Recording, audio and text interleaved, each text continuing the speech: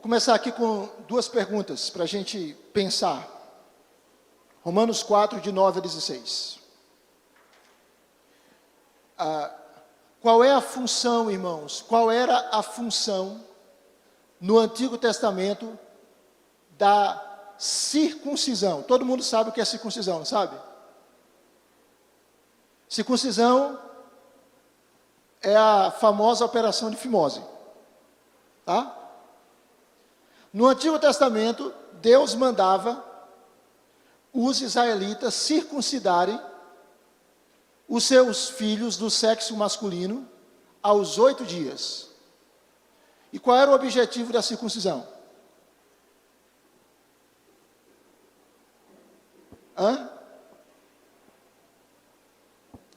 Era fazer o menino sentir dor?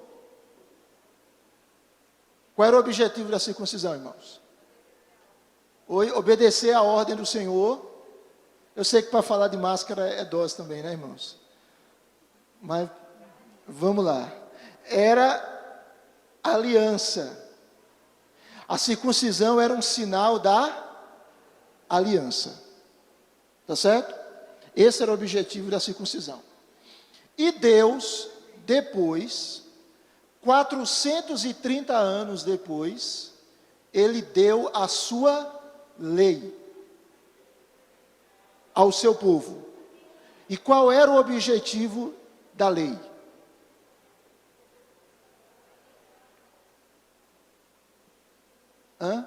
Qual o propósito da lei?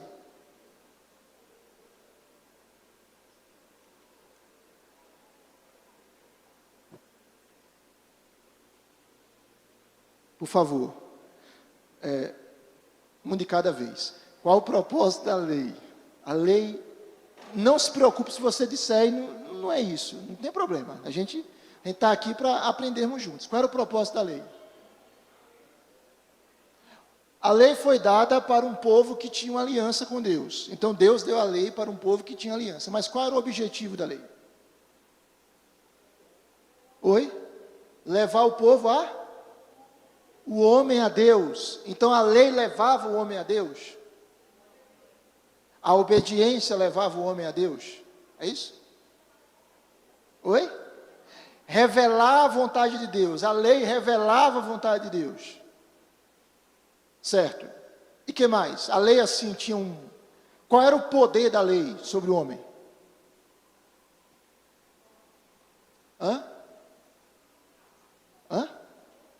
Moldar? Regulamentar. Certo. A lei fazia mais alguma coisa? A lei mostrava que o homem era pecador.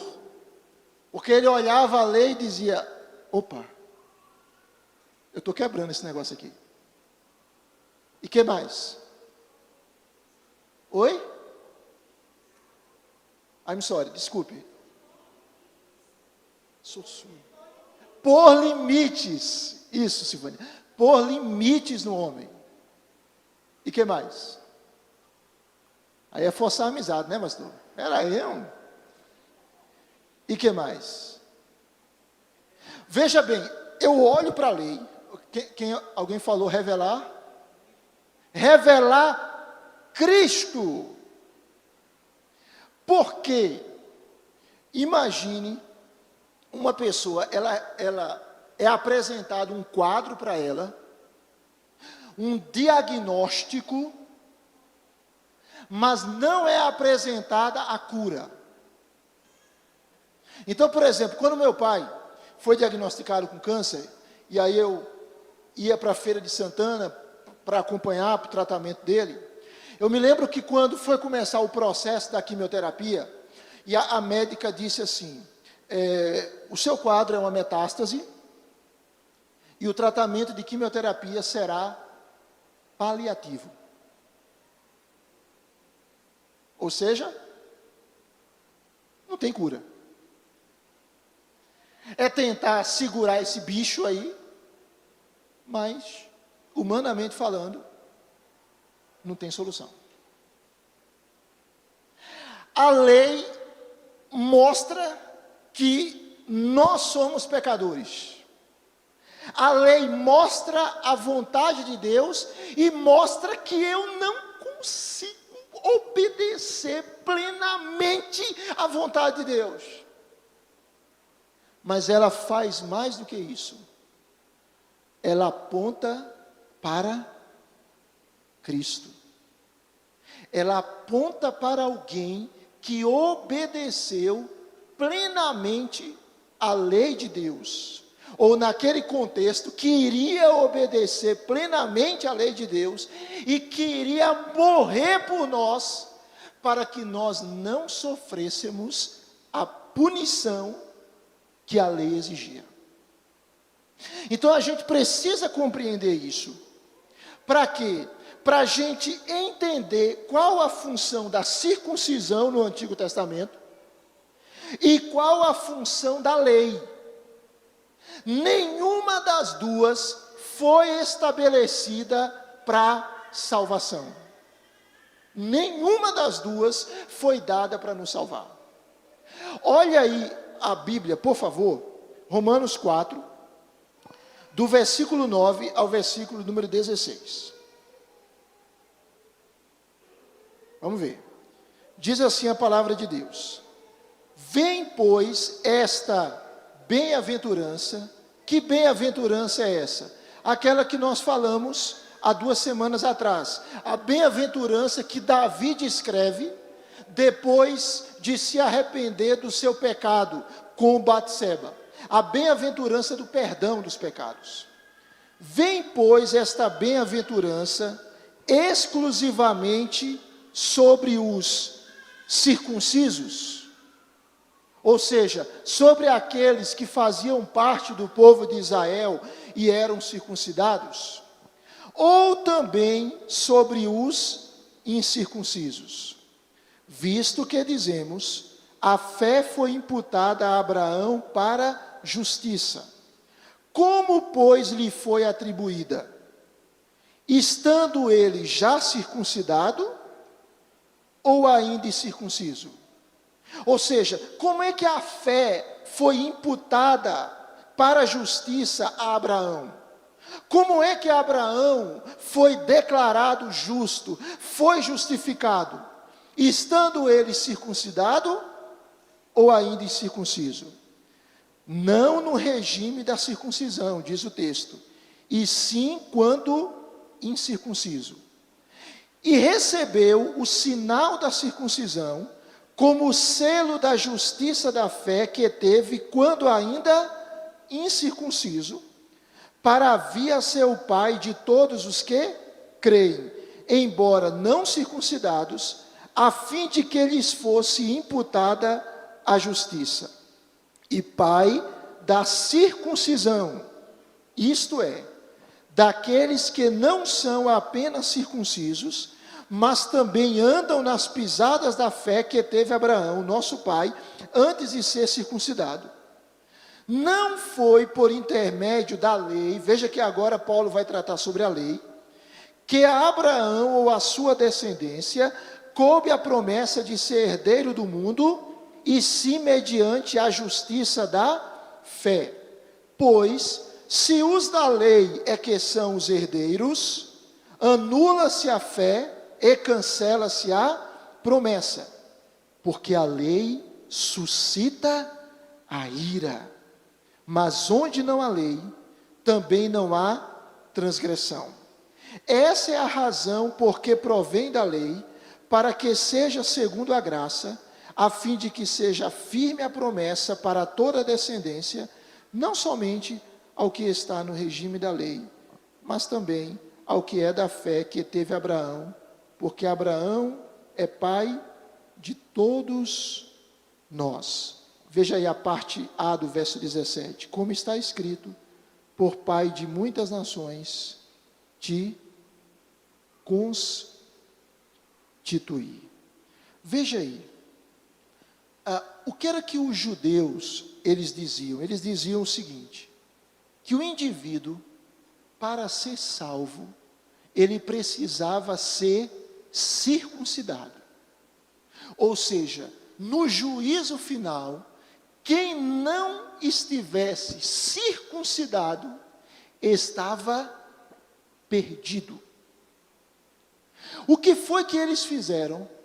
Eles substituíram o sentido da circuncisão, que era sinalizar uma aliança, pelo conceito de que a própria circuncisão iria salvá-lo. Vamos trazer um pouquinho para o nosso contexto. Tem pessoas que acham que se não forem batizadas, não serão salvas. Ou tem pessoas que acham que quando são batizadas, têm os seus pecados perdoados. Presta atenção, qual é o objetivo do batismo, irmãos? O verdadeiro crente, ele precisa ser batizado, sim ou não? Sim, por quê? Porque o batismo é o sinal da aliança que ele tem com Deus. Como a circuncisão no Antigo Testamento era o sinal da aliança que Israel tinha com Deus. Mas a circuncisão tinha o poder de purificar o israelita? Não. Assim também, o batismo não tem o poder de purificar ninguém. Então o batismo, ele precisa ser a manifestação visível de que aquela pessoa é um crente. Se não for isso, ele não tem serventia. Se não for isso, é água sendo derramada sobre a cabeça, ou a pessoa sendo imersa em um tanque, ou em um rio, mas aquilo não vai ter efeito nela, se ela não for de fato salva. Então, a circuncisão e o batismo são sinais de uma aliança com Deus. Um outro aspecto importante, Santa Ceia. A Santa Ceia, ela expressa o que, irmãos? Nós temos 2 sacramentos na Bíblia, 2. Batismo e Santa Ceia. O que a Santa Ceia expressa? Comunhão. Comunhão com Deus e comunhão com o povo de Deus. O crente verdadeiro, ele precisa participar da ceia, sim ou não? Sim. Mas há um poder. Você já percebeu que enquanto você comia o pão ou bebia o cálice, um poder entrava em você? Já sentiu isso? Hã? Enquanto comia o pão, você sentia como se fosse o Popeye, quando ele comia espinafre, né? E de repente viu um vigor. Não. Por quê? Porque o pão continua sendo pão. E o vinho continua sendo vinho. Mas quando nós participamos daqueles elementos com fé, o Senhor, e não o pão, e não o vinho, o Senhor nos alimenta espiritualmente. O Senhor nos nutre espiritualmente.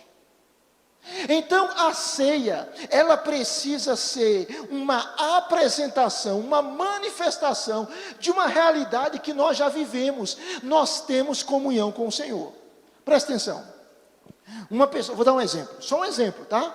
É um exemplo, não é um exemplo específico, é só para a gente pensar.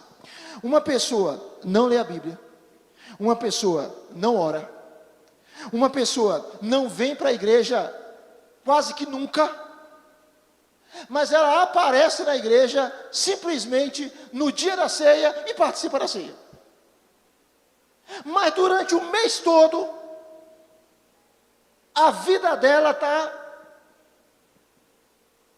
bagunçada. Aquela ceia vai ter um efeito positivo para aquela pessoa? Hein? Não. Por quê? Porque a ceia, ela precisa expressar uma realidade que nós já vivemos. A comunhão com o Senhor e a comunhão com o povo do Senhor. A aliança que nós temos com Deus. o pacto que nós temos com Deus, o compromisso que nós temos com Deus. Então, quando a gente se reúne aqui, uma vez por mês, para participarmos da ceia, aquilo ali deve ser uma expressão de uma comunhão que nós já temos com Deus. Como também, quando somos batizados, aquilo ali é uma expressão que Deus, assim como a água é aspergida em nós, que Deus nos purificou dos nossos pecados. Então, o que Paulo está dizendo aqui? Paulo está dizendo aqui algumas coisas. De acordo com o verso 9, presta atenção. Paulo está dizendo que a circuncisão, ela não é a causa do indivíduo ser justificado por Deus, mas a circuncisão é a consequência, é o resultado do indivíduo ser justificado por Deus, trazendo para nós, uma pessoa não é salva por causa do batismo ou por causa da participação na ceia. Nós não somos batizados e participamos da ceia para sermos salvos, irmãos. Nós somos batizados e participamos da ceia para sermos, ou melhor, nós somos batizados e participamos da ceia porque somos salvos. Percebe a diferença? Veja que Paulo, ele trata aqui o exemplo de Abraão. E ele vai mostrar que Abraão, ele foi justificado pela fé. Nós estivemos comemorando os 503 anos da Reforma Protestante. E um dos lemas da Reforma Protestante foi sola fide, somente pela fé.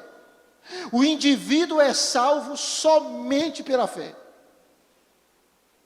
Não é pela fé e as obras, não é pelas obras, não é pela religião, não é por aquilo que ele faz, é por aquilo que Deus faz. E quando ele crê nessa obra de Cristo, ele é salvo. Paulo aqui ele vai apresentar o exemplo de Abraão. Abraão foi justificado pela fé, está lá em Gênesis 15:6. Abraão foi justificado pela fé antes de ser circuncidado ou depois de ser circuncidado? Antes ou depois? Antes. Então o que isso significa? O que Paulo está querendo dizer para a igreja em Roma? Que a circuncisão, ela não tem o poder para salvar ninguém. Como o batismo não tem o poder de nos salvar. Veja aí, capítulo 4, versículo 10, Paulo vai dizer como é que lhe foi atribuída. A fé foi imputada a Abraão para a justiça, verso 9. E como é que lhe foi atribuída? Estando ele circuncidado ou ainda incircunciso? Aí Paulo responde, não no regime da circuncisão, e sim, quando o quê? Incircunciso. Vamos fazer aqui uma cronologia, rapidinho. Quando Deus chamou Abraão para ele sair da sua terra e ir para uma terra que ele iria mostrar, e Deus fez promessa a ele, Abraão tinha quantos anos? Alguém lembra? Quantos? 75, muito bem. E Abraão sai e Deus promete a Abraão que ele teria uma grande descendência, que ele seria pai de uma numerosa nação, só que não chegava o filho. Ele tinha 75 anos, Sara tinha 65. Chegou um determinado tempo, aproximadamente 10 anos depois, e Sara disse, Abraão, tenha um filho com a minha concubina, Agar. E ele teve esse filho. O nome desse filho foi Ismael. Quantos anos Abraão tinha quando tinha Ismael? Quando teve Ismael? Quando Sara teve Ismael? Abraão tinha quantos anos? 86 anos. Tá? O argumento de Sara, às vezes, é o argumento que eu uso com Cíntia. Quando eu digo, amor, vamos ter mais um filho? E ela disse, meu amor, eu já cheguei aos 40, tal. Eu disse, Sara teve com 90 e tudo certo. Né? Puxa vida, né? Deus tem misericórdia da minha vida. Mas assim, irmãos, Ismael, quando nasceu, Abraão tinha 86 anos. Gênesis 16, 16. Quando Abraão foi circuncidado, quantos anos Abraão tinha? Abraão já tinha 99 anos. Quando ele foi circuncidado, se você for olhar cronologicamente, retroceda aí só um pouquinho aí na sua Bíblia, por favor, Gênesis capítulo 12, Abraão é chamado por Deus. Gênesis capítulo 15, Deus reafirma a promessa a Abraão de que iria abençoá-lo com uma grande nação. Gênesis capítulo 16, verso 16, nos mostra que Abraão tinha 86 anos, quando Agar deu à luz a Ismael. Abraão foi justificado de acordo com Gênesis 15, 6, ou seja, ele foi justificado antes do nascimento de Ismael. Agora, caminha aí na sua Bíblia, Gênesis 17, a partir do verso de número 23, nos mostra que Abraão e seu filho Ismael, e os escravos nascidos em sua casa, os comprados por dinheiro, foram circuncidados. Veja o verso 24. Abraão tinha 99 anos de idade, quando foi circuncidado na carne do seu prepúcio. E Ismael tinha 13 anos, porque Agar teve Ismael quando Abraão tinha 86 anos. Qual é o ponto que Paulo está colocando aqui? Paulo está dizendo que Deus justificou pela fé Abraão antes dele ser circuncidado. Ou seja, só depois que Abraão creu nas promessas de Deus, é que ele recebeu o sinal da circuncisão, o sinal da aliança que ele tinha com Deus. Olha aí na sua Bíblia, por favor, versículo de número 11, de Romanos 4. Diz o texto que Abraão recebe o sinal da circuncisão, quando ele estava ainda incircunciso. Certo? Ele recebeu o sinal da circuncisão como selo da justiça da fé que teve quando ainda incircunciso.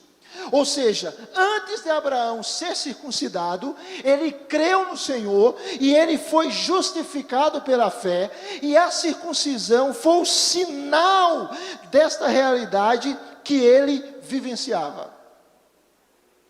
E ele recebeu isso para vir a ser o pai de quem? De todos os que creem. Irmãos, quem é a igreja hoje? Quem é o povo de Deus hoje? É Israel que é o povo de Deus hoje? Sim ou não? Não. O povo de Deus hoje é a igreja, composta de judeus e de gentios. Esse texto está dizendo o seguinte, que Abraão é o pai de quem? Simplesmente da nação de Israel, é isso que o texto está dizendo? Não, o texto está dizendo que Abraão, olha aí na sua Bíblia, o texto está dizendo que Abraão, ele é o pai de quem? De todos os que creem. Então, espiritualmente, tem algum judeu aqui? Algum judeu? Não, né? Então, todos nós somos gentios. Espiritualmente, todos nós somos filhos de Abraão. Por quê? Por que todos nós somos filhos espirituais de Abraão? Porque nós cremos.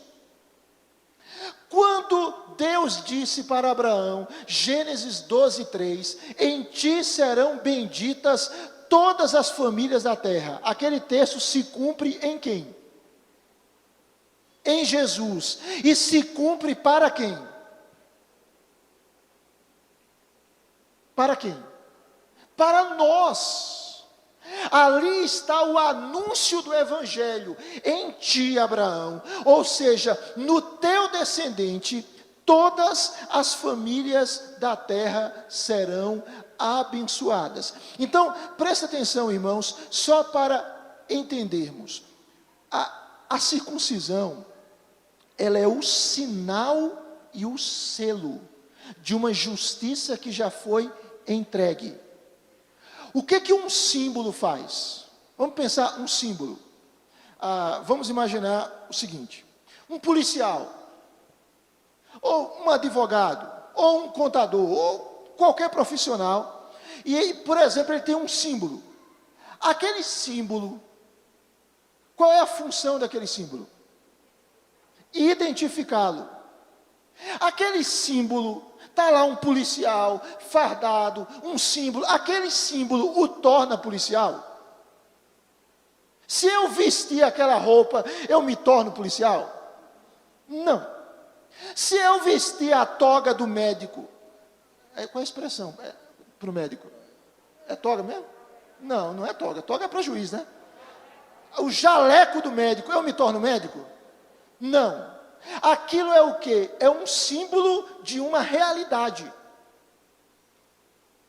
Então a circuncisão, irmãos, é um símbolo, e um símbolo que aponta para uma coisa simbolizada. E o selo, o que o selo faz? Ele confirma e ele garante a genuinidade daquilo que é selado. Então, o que Paulo está dizendo aqui, eu tenho exposto isso, o que Paulo está dizendo aqui é que a circuncisão é sinal e selo de uma relação que Abraão já tinha com Deus. Vamos imaginar o seguinte, o arco-íris. O arco-íris hoje é utilizado pelo movimento LGBT. Mas, biblicamente, qual era a função do arco-íris?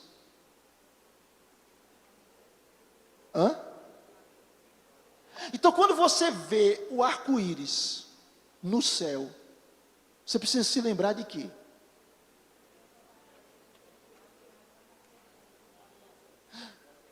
Que Deus fez uma aliança, e nesta aliança, Deus prometeu que jamais iria mandar um outro dilúvio sobre a terra. Que a terra não seria destruída por um dilúvio. Não é isso? Então, o sinal do arco-íris, ele foi estabelecido como uma expressão de uma promessa que Deus fez, que não destruiria mais a terra com água. Então, aquele conceito do filme 2012, daquelas previsões, lembram? Que diziam que 2012 o mundo iria acabar, fizeram até um filme, né? O mundo sendo acabado com água, aquilo é balela. A Bíblia nos mostra que na restauração de todas as coisas, Deus não vai usar água, Deus vai usar fogo. Está lá em 2 Pedro 3. Então, o instrumento que Deus vai usar para restaurar a criação é o fogo. Deus vai usar o fogo para purificar e para restaurar o cosmos. Então, voltando aqui ao ponto, o seguinte: vamos imaginar, a circuncisão, ela foi o selo da justiça da fé que Abraão demonstrou anos antes de ser circuncidado. E todos nós que cremos no Jesus que Abraão creu, que seria o seu descendente, todos nós nos tornamos povo de Deus e filhos de Abraão. É isso que Paulo está mostrando no texto.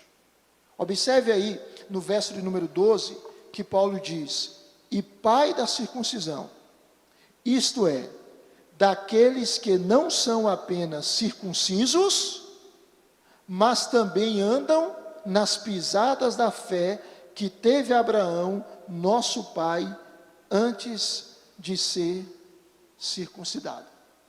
Quero fazer um parênteses aqui para a gente pensar nisso, irmãos. Porque talvez a gente ouça isso e diga assim, puxa, está distante da gente. Não está distante da gente. O que era que acontecia? E aí eu vou fazer umas considerações e vou parar, tá bom? A outra parte a gente trata depois, para eu não tratar corrido e não ficar complicado, talvez, a minha transmissão e os irmãos poderem absorver com tranquilidade. Presta atenção. Às vezes, pessoas, elas acham que elas podem repousar na religiosidade, crendo que a religiosidade vai salvá-las. Às vezes pessoas acham o seguinte, não, eu tenho que me batizar. Mas por que você tem que se batizar? Não, eu tenho que me batizar, porque se eu não me batizar, eu não vou ser salvo. Não, querido, a gente precisa se batizar, porque o verdadeiro crente, ele deve se batizar. Tá? Eu fico assim meio assustado quando eu ouço, obviamente, tem situações que as pessoas não casam antes porque não podem. Por exemplo, eu fiz um casamento de um amigo meu, que eles namoraram 9 anos e meio. Eles estão bem casados até hoje, são crentes, têm filhos. Mas por quê? Porque eles não tinham condições de casar antes. Então foram 9 anos e meio. Começaram a namorar muito jovens. Mas é estranho quando você tem pessoas que têm condições de casar, e aí você pergunta, há quantos anos vocês namoram? Há 12 anos. 12 anos. Quantos anos você tem? Sei lá. 38. E você? 37. Mas por que não casou ainda? Ambos trabalham, têm condições de tocar a vida. Não é estranho? Imagina você estar namorando com uma pessoa há 12 anos. E tem condição de casar e não casa. O que acontece? Quando a gente tem condição de casar e quando a gente ama alguém, o que a gente faz? A gente sela essa aliança com o casamento. Não é isso? A gente expõe para a sociedade que nós amamos alguém e que nós queremos firmar um pacto com esse alguém. E que nós somos dessa pessoa e essa pessoa é nossa. E como crentes, nós dissemos, e nós somos o Senhor. E nós vamos viver para a glória de Deus. O que o batismo faz, pensando nessa analogia? O batismo, o se tornar membro de uma igreja visível, é a manifestação externa da pessoa dizendo, eu amo Jesus. Eu faço parte da família de Deus. É por isso que é, no mínimo, estranho, quando uma pessoa, ela se afirma crente, mas ela diz, igreja, estou fora. Ela se afirma crente, mas ela diz, eu não quero me batizar. Ela se diz crente, mas ela diz, eu não quero ser membro da igreja. Você aceitaria uma pessoa namorando com você, que está aí namorando com você há 10 anos, 15 anos, 8 anos, 9 anos, 25 anos, e diz assim, vamos continuar assim? Está tão bonzinho? E essa aliança não é selada, e essa aliança não é publicada, e essa aliança não é firmada. Provavelmente você não aceitaria. Então veja, uma pessoa verdadeiramente crente, ela vai buscar se identificar com o povo de Deus. E aí alguns dizem assim, mas a igreja tem muito problema. Tem. Mas me diga qual é o povo que Jesus vem arrebatar além da igreja. Claro que na igreja tem o joio e tem o trigo. Tem os falsos crentes e os verdadeiros crentes. Mas haverá um outro povo. Há um outro povo de Deus além da igreja, irmãos? Sim ou não? Há um outro povo de Deus além da igreja? Há? Não. Há um outro povo que Deus vai levar para o novo céu e para a nova terra, além da igreja? Além daqueles que confessam a Jesus Cristo como Senhor e Salvador? Ah, irmãos? Não. Então veja, uma pessoa, quando ela é verdadeiramente salva, verdadeiramente crente, qual vai ser a reação dela? A reação dela é: eu vou me batizar, eu vou me tornar membro da igreja. Por quê? Porque o batismo é o sinal de que ela teve os seus pecados perdoados, de que ela recebeu uma nova vida com o Senhor. Mas o sinal não substitui o sentido do sinal. Ou seja, o sinal deve revelar a realidade já existente de uma aliança com Deus. Então, nós não podemos nos apoiar na religiosidade. O que era que os judeus faziam? E com essa fala eu termino. Os judeus, eles se apoiavam na religiosidade. Eles se firmavam nos sinais que deveriam simbolizar uma realidade de aliança com Deus. Eles desprezaram a aliança com Deus e se apegaram aos sinais. E aqui Paulo está dizendo: não é a sua religiosidade que vai lhe salvar, é Cristo que lhe salva, mediante a fé nele. A circuncisão não pode nos salvar, mas Cristo nos salva, e Ele nos salva quando nós confiamos nele. Perguntas? Oi, Maria, Isabela, vamos lá. Quer vir para cá, Isabela? Cadê um? Meu Deus, essa época de pandemia, você não sabe se pega no microfone, se não pega. Vamos lá. Vamos tentar aqui. Quer pegar o microfone?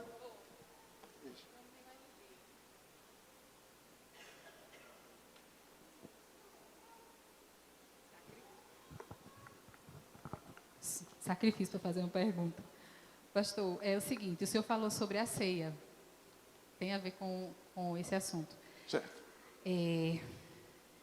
O senhor falou a ceia como um sinal de comunhão, né? E assim como o batismo, o sacramento.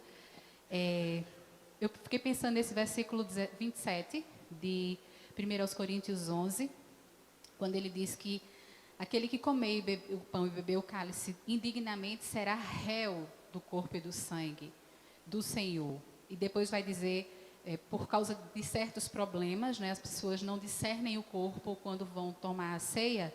E vai para o versículo 30, há muitos fracos, doentes e não poucos que dormem. A gente sabe que no contexto de Coríntios tem a ver possivelmente com o versículo 20 anterior, que fala que eles comiam de maneira indigna, porque, enfim, a gente sabe, né, que de maneira se alimentavam, não esperavam pelos outros, mas no nosso contexto, o que é que significa isso aqui? Veja bem, fazer uma consideração. Nós acreditamos em um único povo de Deus, tá? Os crentes reformados, eles discernem biblicamente um povo de Deus. Havia o povo de Deus na antiga aliança, que era salvo pela graça mediante a fé, e o povo de Deus na nova aliança, que é salvo pela graça mediante a fé. Abraão é um exemplo disso, a gente já trabalhou sobre isso há 2 semanas atrás, e hoje falamos um pouco sobre isso. Então, há um só povo de Deus, ambos justificados mediante a fé. Os do Antigo Testamento, mediante a fé no Messias que viria. Os do Novo Testamento, da Nova Aliança, mediante a fé no Messias que veio. Essa é a primeira coisa. Segunda coisa, há uma relação íntima entre elementos do povo de Israel e elementos do povo de Israel na antiga aliança e do Israel de Deus, que é a igreja, na nova aliança. Por exemplo, na antiga dispensação, nós tínhamos sinais que identificavam a aliança do povo com Deus. Por exemplo, a circuncisão e a Páscoa. No Novo Testamento, esses sinais, eles foram substituídos pelo quê? Pelo batismo e pela Santa Ceia. Ok? Colocado isso, qual era a questão aqui em Corinto? Em Corinto havia uma festa chamada Festa do Amor, ágape. A ceia em Corinto não era somente um pão e um cálice. Tinha o pão e o cálice. Mas antes da ceia, eles tinham uma comilança. Aquilo que nós chamamos, juntava a panela. Vamos juntar a panela? Vamos. Então, eu me reúno com o irmão tal, e a gente pega, cada um, tu leva arroz, tu leva feijão, tu leva carne, tu leva isso, pronto, e come. Então, o propósito do ágape, da festa do amor, era um propósito de comunhão, e também de irmãos necessitados poderem comer bem. O que era que estava acontecendo? Acontecia o seguinte: havia uma turma que chegava antecipadamente, comia tudo, tomava vinho até o ponto de não distinguir bem as coisas, e quando os outros crentes chegavam, não tinha mais nada. É nesse contexto que Paulo vai tratar isso aqui. E aí ele vai falar o que é comer o pão ou beber o cálice do Senhor indignamente. É o indivíduo, ele está vivendo deliberadamente em pecado, e mesmo assim, ele participar da ceia, sem discernir o corpo, sem se arrepender, sem confessar o seu pecado. A gente precisa entender o seguinte: Calvino dizia assim, para a gente comer a ceia dignamente, a gente precisa, antes de tudo, reconhecer a nossa indignidade. Então, nenhum de nós, por nós mesmos, temos capacidade de, pelo nosso mérito, participar da ceia. Como nós não temos capacidade de nos salvar pelo nosso mérito. Então, antes de tudo, eu preciso reconhecer a minha indignidade, mas preciso estar ligado a Cristo pela fé, e participar da ceia, entendendo que eu não estou vivendo em pecado deliberado. O que é pecado deliberado? É aquela pessoa que está pecando, mas diz: eu sei que estou pecando, mas eu sou assim mesmo. Eu nasci assim, eu vou crescer assim, eu vou morrer assim. Então, eu sei que eu estou pecado, eu sei que eu estou em pecado, mas eu não vou mudar. Então, a pessoa que está fazendo isso, ela está participando da ceia de uma maneira indigna, ou seja, de uma forma ritualista, indiferente para com o verdadeiro espírito da ceia, visto que ele não participa dela arrependido. E nós sabemos que temos comunhão com Cristo porque os nossos pecados foram perdoados. Aí Paulo, ele vai dizer aqui, no versículo número 27, que aquele que participa, que come o pão ou bebe o cálice do Senhor indignamente, o que é isso? É participar da mesa do Senhor sem o coração arrependido.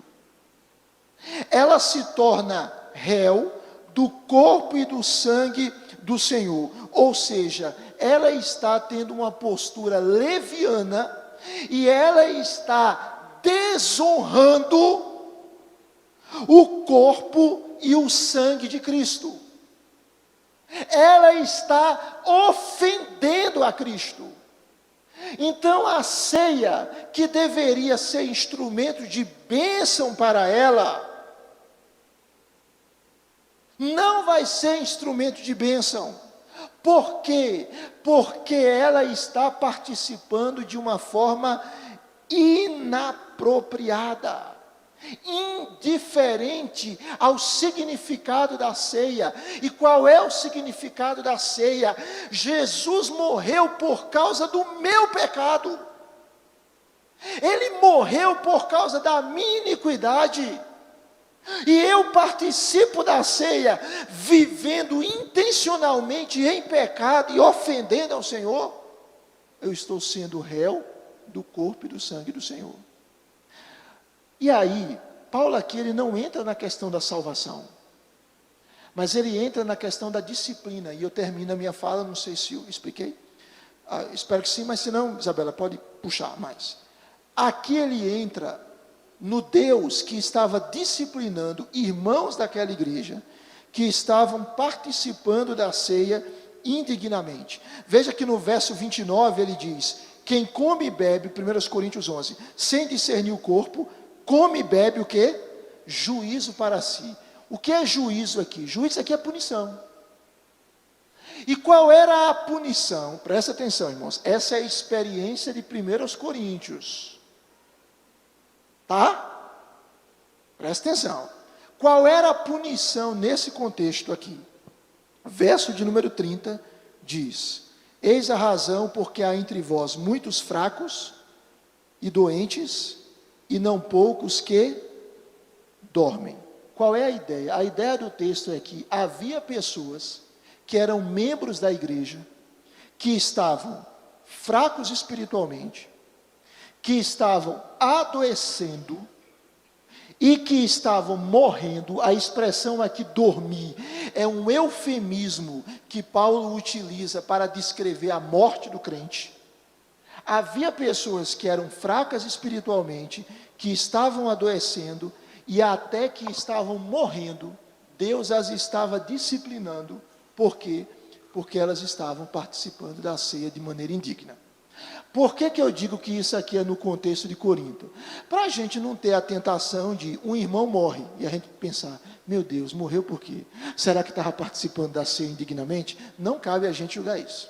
Fulano de tal adoeceu, meu Deus, por que será adoeceu? Será que porque estava participando da ceia em pecado? Isso aí cabe ao Senhor. Mas é essa a ideia do texto. Participar da ceia vivendo comprometido com o pecado é desonrar o corpo, é desonrar o sangue do Senhor, é ser réu e é estar sujeito à disciplina de Deus, se for crente. Se não for crente, aí não é disciplina. Aí se não houver arrependimento, é inferno, né? Porque a pessoa não está ligada ao Senhor. Isabela, respondiam?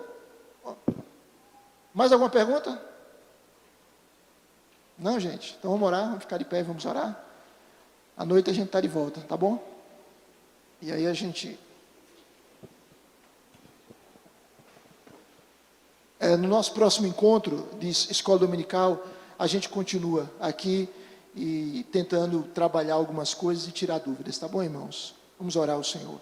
Senhor, nós te agradecemos por essa manhã, te agradecemos por podermos conversar sobre a tua palavra, te agradecemos porque é o Senhor que nos salva, é o Senhor que nos justifica, é o Senhor que nos redime. Obrigado porque a justiça de Deus vem a nós pela fé e só pela fé. Obrigado, Senhor, porque nós podemos participar do teu corpo, participar da tua igreja. Obrigado porque nós podemos ser batizados, simbolizando essa nova vida que nós temos com Cristo, simbolizando que o Senhor nos perdoou. Obrigado por fazermos parte da tua igreja. Ajuda-nos, ó Deus, a não vivermos uma vida meramente religiosa, meramente ritualista, que não possamos confiar nos rituais, mas que possamos confiar no sangue de Jesus, que possamos confiar nos méritos do sangue de Jesus. Ajuda-nos, Senhor. Ó Deus, se porventura houver alguém que ainda está longe de Ti, que ainda não tem a Cristo como Senhor e Salvador da sua vida, que o Senhor o redima, que o Senhor o restaure. Leva o teu povo, Senhor, em paz. Guarda-nos do mal e nos traz logo mais à noite, em nome de Jesus. Que a graça de Cristo, o amor de Deus Pai, a comunhão, a consolação e o poder do Espírito seja sobre nós e a igreja de Cristo espalhada na terra, hoje e sempre. Amém. Vá em paz, meu irmão. Um bom dia a todos, bom almoço, Deus abençoe.